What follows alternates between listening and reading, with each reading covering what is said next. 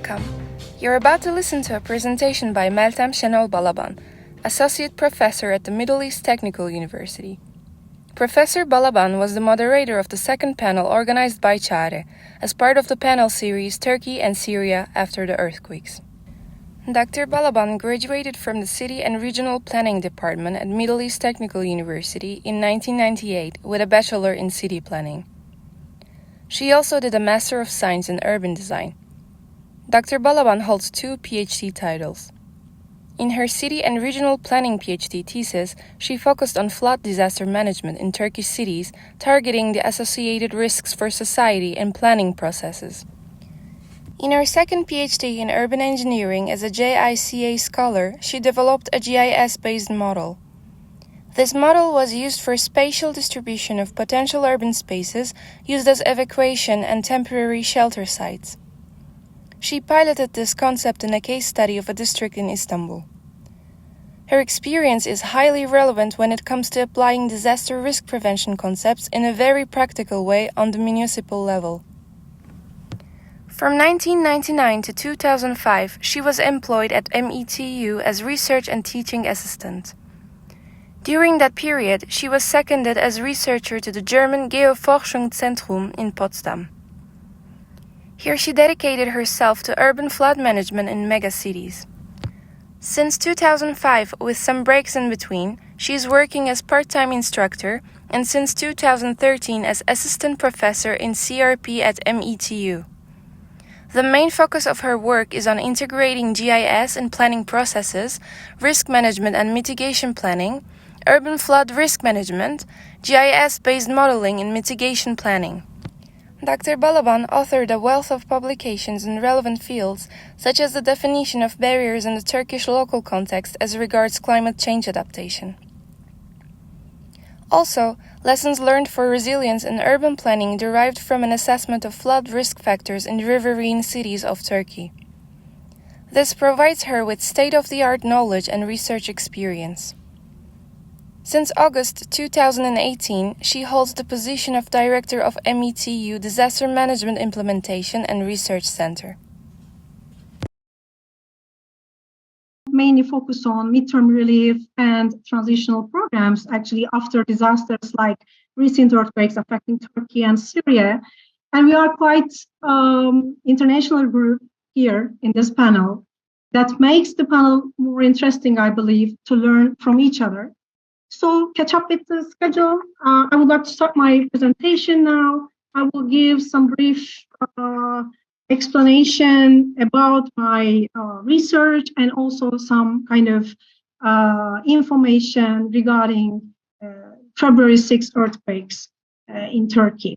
So I'm a representative and urban designer. And when I was doing my second PhD in Japan, it was a kind of lucky or unlucky, I should say, to come across with this great Eastern Japan earthquake. So at that time, I had opportunity to observe Japanese case as well.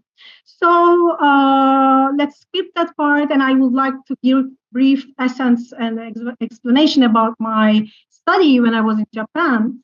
So it was highly related with this, the evacuation and temporary shelter areas. In the case of Istanbul, it was a district in Istanbul. So, that there are a limited number of open spaces in our cities. So it was highly related with the capacity of those spaces and accessibility situations in the case of collapse of the buildings if there's an earthquake. In this kind of scenario that we can access. So in this study, I mainly focus on to see if there's collapse scenarios, is it possible to access those areas, or if we access those areas might be not enough for the people who want to access the open spaces around. So in this case, we need to also consider nighttime, daytime population, and we saw that in this recent earthquakes, we had a couple of and many examples about the blockage of the areas so that we couldn't access. So I'm planning to do some kind of more research about the same model in that areas as well. So if we can try to understand, to find out some deficiencies about such areas, if we can work on, so that we can use this method for the preparation activities or some policy changes, or we can prioritize our activities for retrofitting in some cases, like some buildings along the evacuation roads as well.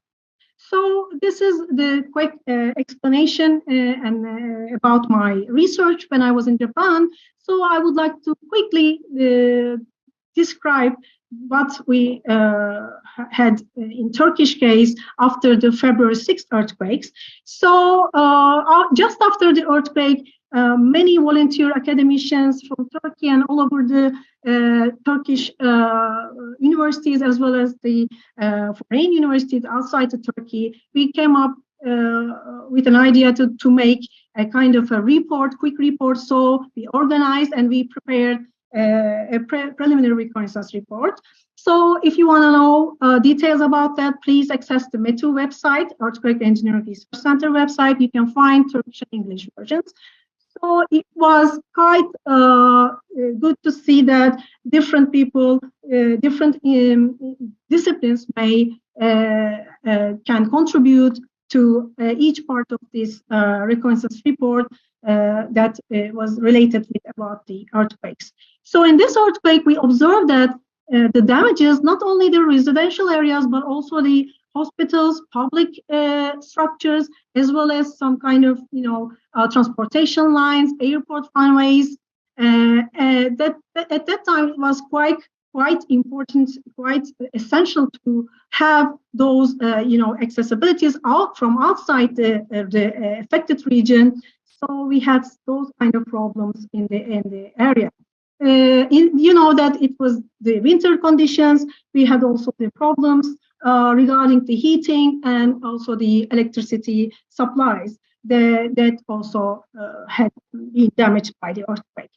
So before this earthquake, we had started the project regarding the earthquake-prone area.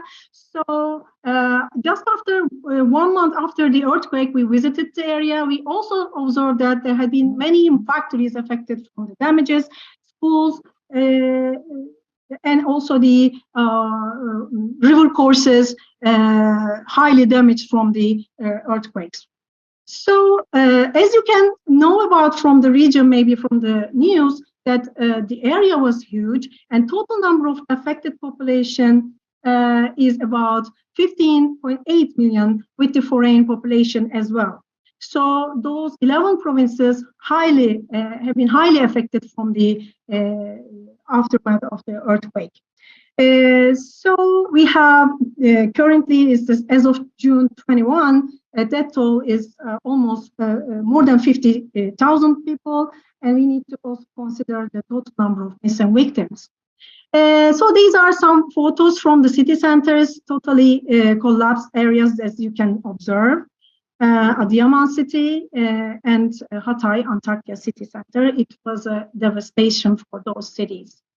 And of course, we lost many lives, but also it is estimated that we have a very high financial burden, that like almost 2 trillion Turkish liras as of the March calculations. So 3.3 million people have been displaced, and almost 2 million people are being sheltered in camps and also container settlements.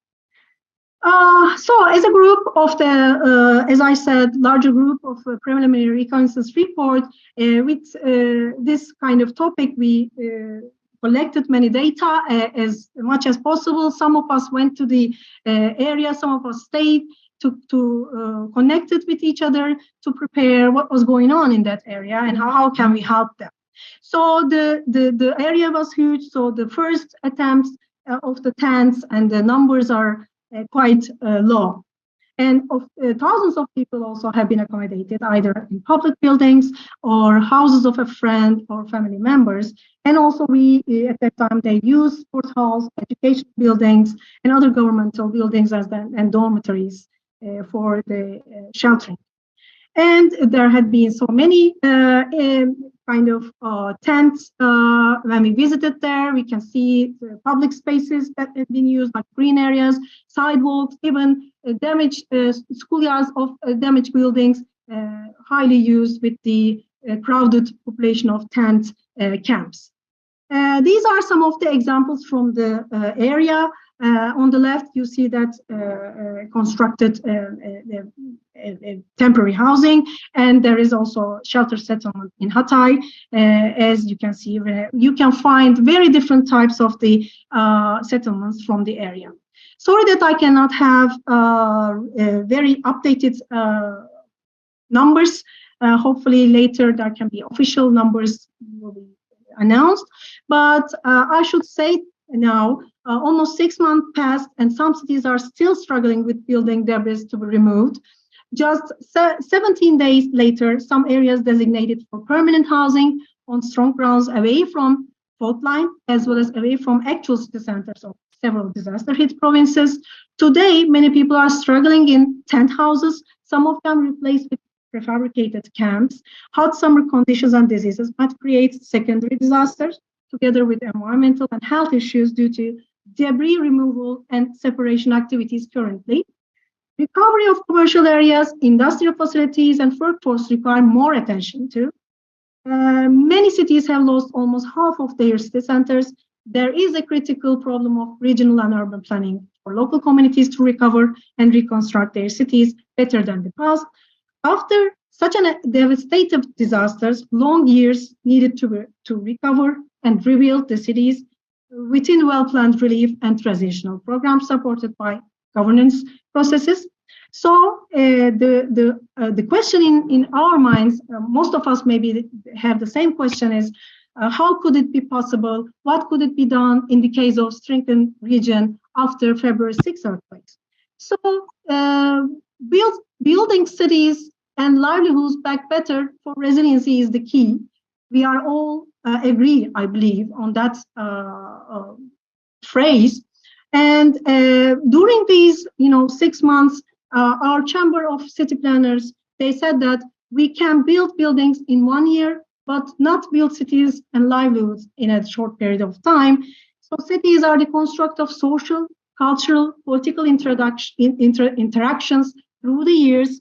Urban culture, urban identity, urban consciousness, and belongingness, urban memory are key concepts for cities and society.